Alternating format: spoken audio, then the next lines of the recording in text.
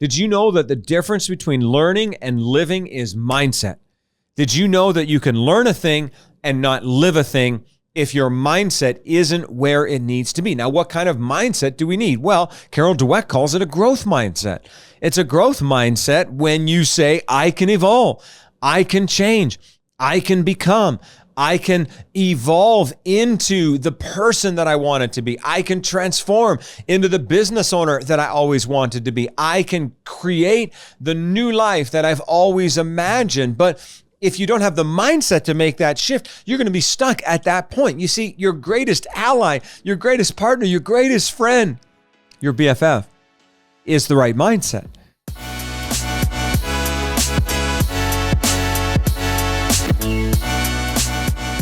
Hey, everybody, I want to spend a couple of moments today talking about 5 ways to unlock your potential. Now, the reality of the world that we live in is that every single person has unbelievable potential. You know, when you look at the 8 billion people on this planet, did you know that every single one of them is an absolute, unbelievably, almost inexhaustible source of potential? Potential ideas, potential dreams, potential inventions, potential creations, potential businesses, you name it, solutions to the problems that people are facing. I'll tell you what, I had a moment in my life where, you know, for the first several years of my existence on the planet, I mean, like the first 15 years, I saw myself as a problem. That's the way I saw myself. I saw myself as a problem child. Some of my family members told me that I was a problem child. Definitely a lot of my teachers told me I was a problem child. So I'm walking around thinking I'm a problem child.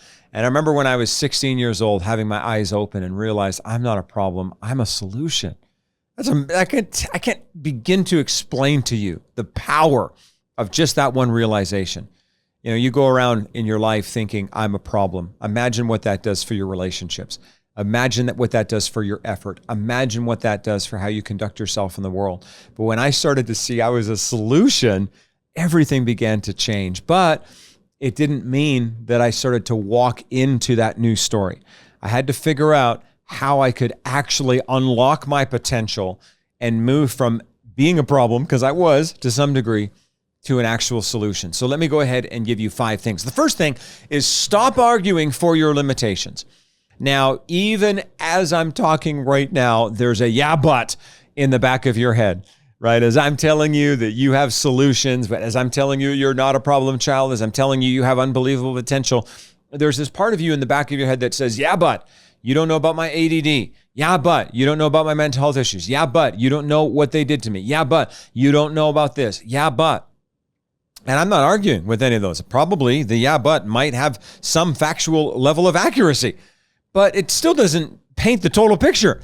It's simply one fact. I mean, hey, I was like 7 when I was diagnosed with ADD. Hyperactivity disorder is what they called it back then. And so could you imagine if the whole of my life, I'd gone through my life saying, yeah, but, you know, oh, hey, Abe, you got some potential. Yeah, but don't you know I have ADD? I mean, I would literally have wrapped myself into this box of limitations. I would have been arguing for my limitations rather than against them. Now, when you think about your limitations, we've all got them. I don't know what yours are. I'm still trying to figure mine out. But those limitations can absolutely become containers that can limit you and that can hold you down, or you can find ways to break through, break out, and break in to the potential that you have. Why do we argue for our limitations? I think this is really important. I think sometimes what happens is we're afraid. We're afraid of success. We're afraid of failure. We're afraid of stepping out. We're afraid that we actually might become this great person that we know it's in us to be, and then it's going to take a whole new level of living to maintain that new person that we've walked into. Tell you what, that's a bad reason to be arguing for your limitations. That's a bad reason to stay trapped in fear. Step out of fear, step into hope. Step into possibility. Don't argue for your limitations. And so that's the first thing that we need to do in order to unlock our potential. The second thing that we need to do is we need to give ourselves permission.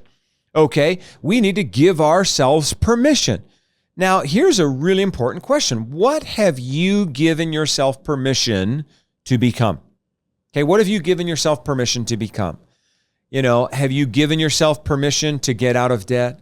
Have you given yourself permission to build that business? Have you given yourself permission to become that multimillionaire? Have you given yourself permission to buy that vacation home in California or in Thailand or wherever you'd like it to be? Have you given yourself permission to have a happy marriage? Have you given yourself permission to lose the weight, to get into shape, and to have the body that you always wanted? You see, your life is actually contained, or it's empowered by the things that you give yourself permission for. I know for many years in my life, I gave myself permission to do this and to do that, but not do this and do that. And so what happened is I lived a very limited life in these little boxes that I had so carefully constructed for myself.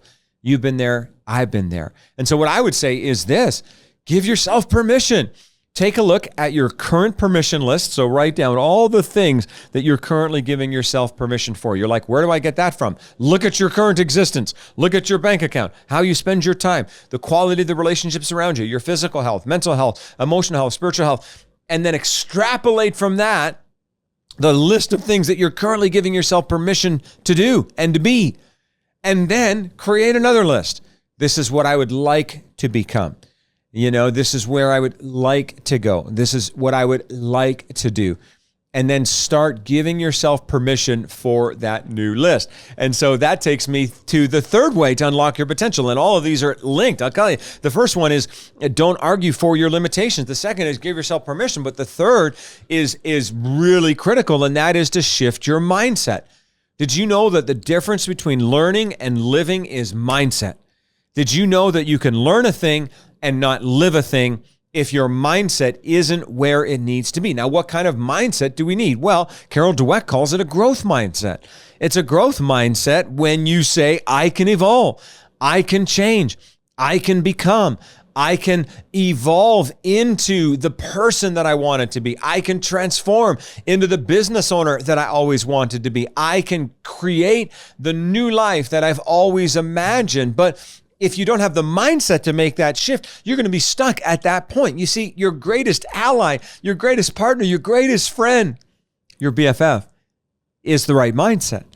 But your worst enemy is the wrong mindset, because then you're trapped inside your own head and you can't actually do the thing that you know that you're supposed to do. And so closely aligned to that is number 4, and that's find your purpose. Where are you going to get the motivation, the drive? Where are you going to get the fuel to change your mindset? Because changing your mindset is hard. Stinking thinking is hard to change. And so how do I change my stinking thinking? I've got to find my purpose. Tell you what, I was a problem child. I was told I was a problem child. I acted like a problem child for like the first 15, 16 years of my life. But my mindset shifted when I found my purpose. Something happened to me when I gave myself permission to no longer be a problem child, but to be a solution. And all of a sudden, I discovered my purpose in life, my purpose in this planet is to live, love, matter. It's to lead. It's to be a solution, not a problem. It's to bring healing, not hurt. It's to provide answers, not questions. It's to be the kind of person who absolutely serves others. Now, I haven't been perfect doing that, but I'll tell you what, whatever success I've had has been because I found my purpose, not wandering around on social media looking for you to tell me my purpose, looking for someone else. I don't need you to do that. My purpose in life is to benefit others. And you know what? So's yours. Now, you're going to do it differently than I am, but I'll tell you, when you find that meaning for your life, that will fuel the growth that you're longing for. And so I hope that is helpful to you. Find your purpose. And if you're like, well, where am I going to find it? Just start with a simple one: helping people, empowering people, benefiting people. You don't need some big God moment. You don't need somebody to, summon you up to the stage and say, son, here's your purpose. You just need to start helping people. It's amazing what will happen in your life when you do that. And if you help people, guess what? They'll reciprocate and they'll help you. That takes me to number 5. The 5th thing that you can do to unlock your potential is to accept failure with compassion And what kind of compassion? Self-compassion. Because when you start unlocking your potential, I can promise you, you will have as many stumbles as successes. You will have as many times where it feels like you're stepping back rather than stepping forward. But when you fail, listen, there's already going to be enough haters towards you. There's already going to be enough people who judge you. So don't you be one of the people who hates on you and who judges on you, okay? Because that lineup is already out there. You don't need to go and make sure you have haters. You've already got them. Don't worry. They're out there. And so why would you be one of them? I'll tell you what, learn to forgive yourself. Learn to be compassionate towards yourself. When you stumble, learn how to self-soothe, how to pick yourself back up and get back in to the battle. Don't wait for someone to rescue you. Don't wait for somebody to come and lift you up. Sometimes you got to pick yourself back up. That's called self-compassion.